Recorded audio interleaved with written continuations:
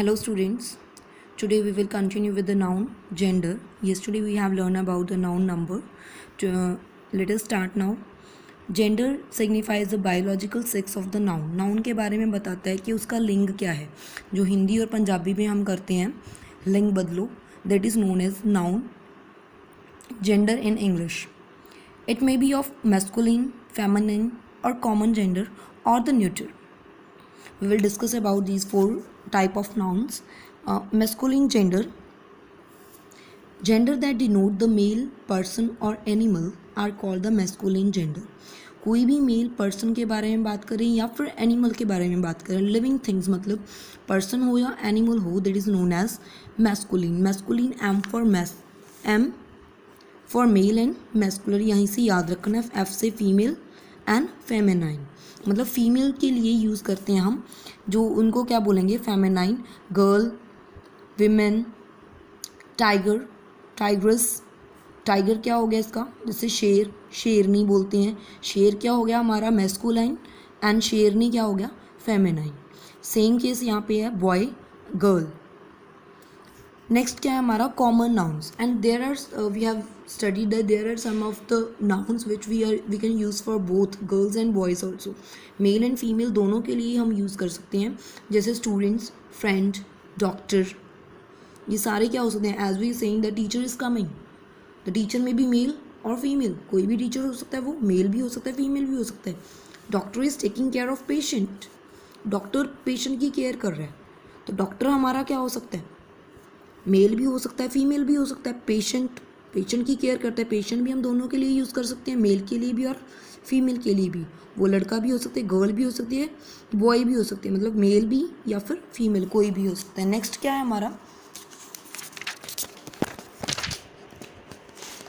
Neuter case. In this nouns used for non living things. Non living thing के लिए हम जो use करते हैं उसको क्या बोलेंगे, न्यूटर जेंडर. जैसे pen, pencil, non living thing सबको पता ही है, दैट कैन नॉट ग्रो नहीं करती. जो चीज़ें नॉन लिविंग होती है, जीवित जान नहीं होती जिसमें, मतलब टेबल, चेयर, पेन, पेंसिल कुछ भी ऐसा हो सकता है, that are included in the neuter.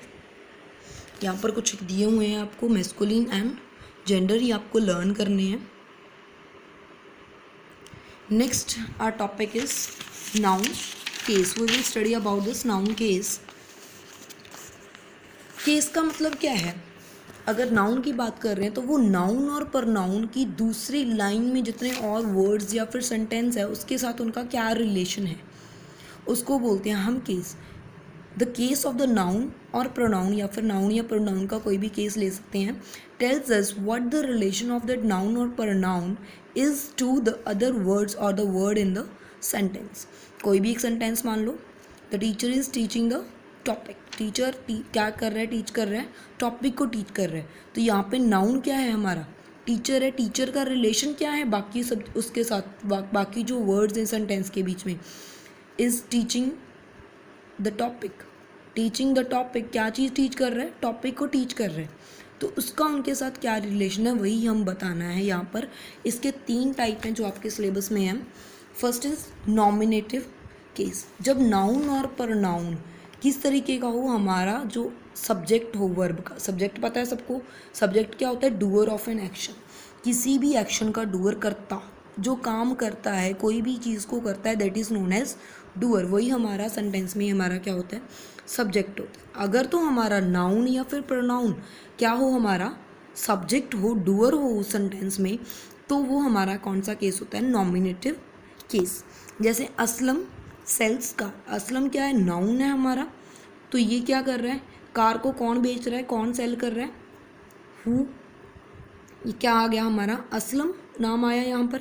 Aslam जो है हमारा काम कर रहा है, एक्शन कर रहा है. एक्शन किसने किया, असलम ने किया, तो असलम क्या हुआ हमारा नॉमिनेटिव केस. नेक्स्ट टाइप जो है इसकी ऑब्जेक्टिव केस. ऑब्जेक्टिव में क्या होता है, अगर नाउन हमारा क्या हो, ऑब्जेक्ट हो, ऑब्जेक्ट ऑफ अ वर्ब.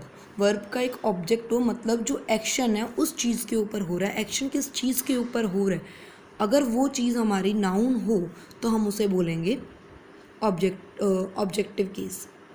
जैसे इसी सेम एग्जांपल में देख रहे हैं, असलम सेल्स कार. सेल करना मतलब कोई एक्शन हुआ, किस चीज़ के ऊपर एक्शन हुआ, कार्स को बेच रहे हैं, कार क्या है हमारा, ऑब्जेक्ट है, तो यहाँ पे ऑब्जेक्ट क्या हो गया हमारा, कार। ऑब्जेक्टिव केस क्या हुआ हमारा, कार। जो नाउन था ये वाले नाउन ने इस वाले नाउन के ऊपर एक्शन किया, ये नाउन फिर क्या हो गया हमारा, ऑब्जेक्टिव केस। तो हमारा ये ऑब्जेक्टिव केस भी क्या है, फर्दर 2 टाइप्स का होता है। जैसे मान लो हमारा ये ले रहे हैं हम sentence, cow gives us milk. Cow क्या हो गया, नाउन, जो डूअर है करता है, मतलब नाउन क्या हो गया हमारा यहाँ पर, ये वाला काउ जो है, ये नाउन जो है, ये हमारा कौन सा केस है, नॉमिनेटिव। नेक्स्ट क्या है हमारा, गिव्स अस मिल्क।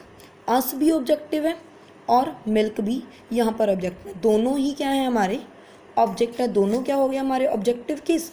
इसमें एक क्या है लिविंग, दूसरा क्या है नॉन लिविंग। जो नॉन लिविंग होता है उसको क्या बोलेंगे हम, डायरेक्ट ऑब्जेक्ट। इनडायरेक्ट क्या है, जो हमारी लिविंग थिंग होती है।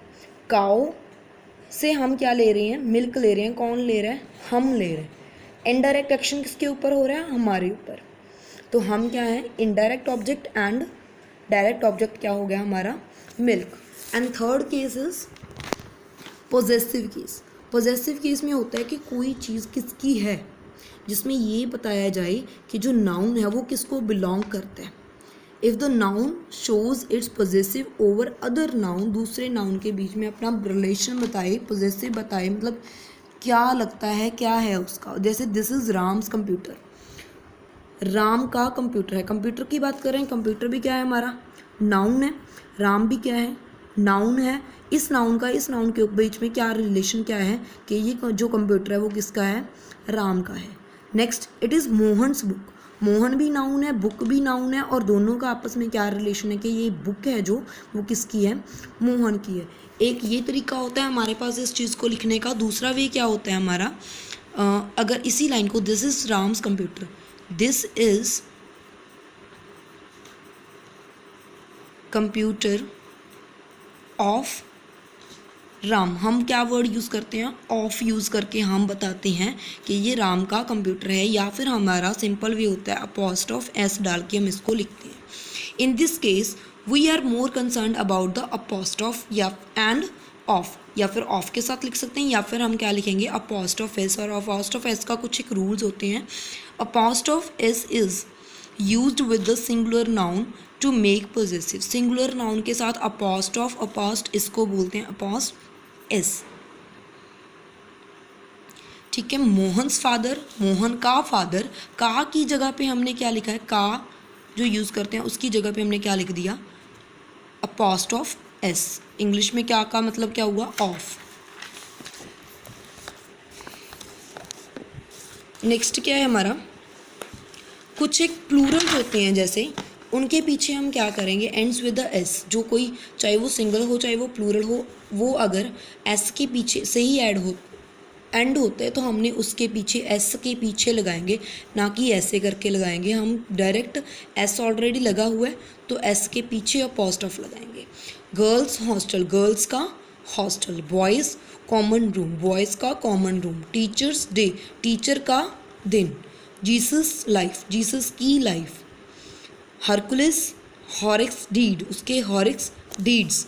नेक्स्ट क्या है, कुछ एक एक्सेप्शंस भी होते हैं जिनके पीछे एस ऑलरेडी होता है, फिर भी हम क्या लगाएंगे, अपॉस्ट्रोफ एस। ये तीनों ही हैं, ज़्यादा नहीं होते ऐसे केस, आप इसको लर्न भी कर सकते हैं। नेक्स्ट क्या है, अगर आप किसी नॉन लिविंग थिंग की बात करें, अगर नाउन हमारा नॉन लिविंग भी हो सकता है, लिविंग भी हो सकता है। हमने क्या बताया था, एक नाउन का रिलेशन किसी दूसरे नाउन के ऊपर क्या है, ये भी नाउन था, ये भी नाउन था, दोनों का रिलेशन क्या था आपस में। बट यहाँ पर क्या था, राम लिविंग थिंग है, ये क्या है हमारा नॉन लिविंग। ये क्या living, non living. His book, his क्या हो गया, लिविंग है, ये क्या है हमारा नॉन लिविंग। अगर दोनों की दोनों चीज़ें हमारी क्या हो जाएं, नॉन लिविंग थिंग्स हो जाएं, जैसे हैंडल या door. Handle of the door, door का हैंडल, डोर्स हैंडल नहीं बोलेंगे हमने अलग अलग करके ही लिखना है। Rather of is used with them to make them possessive. उनको पॉजेसिव बनाने के लिए हमें क्या यूज़ करना है, ऑफ वर्ड यूज़ करना पड़ेगा यहाँ पे। ऑफ हम apostrophe s यूज़ नहीं करेंगे. It will be wrong to use apostrophe with these possessive. If the non-living things or the abstract ideas are personalized, apostrophe s is use. अगर non living things हमारी कैसी हो, abstract ideas हों. Abstract noun के बारे में पढ़ा था ना, ड्यूटी हो गई, नेचर हो गया, सोल हो गया, ये क्या है, अब्स्ट्रैक्ट है, दिखाई नहीं देते हमें, ये भी एक तरह के नाउन है. तो हम इसके पीछे हम क्या लगा सकते हैं, apostrophe S. Next, in case of compound noun. Compound noun जो दो तीन चीज़ों से मिलकर बना हो, जैसे father in law. Father in law का मतलब भी क्या है, ससुर को बोलते हैं फादर इन लॉ. तो फादर का ही दूसरा नेम बताया, फादर इन लॉस प्रॉपर्टी. तो हमने जो पीछे वाला लॉ है उसके पीछे हमने क्या लगाना है, लास्ट जो वर्ड होगा उसके पीछे अपॉस्ट्रोफ एस लगाएंगे. बट अगर हमने इसको प्लूरल करना हो, फादर इन लॉ को प्लूरल करना है, हमने पढ़ा था ना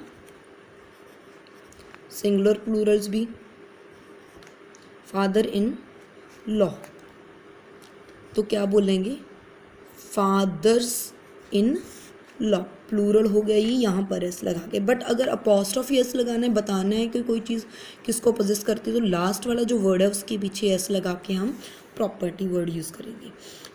I hope you understand this topic. Read it again carefully and then try to solve this exercise. Thank you so much.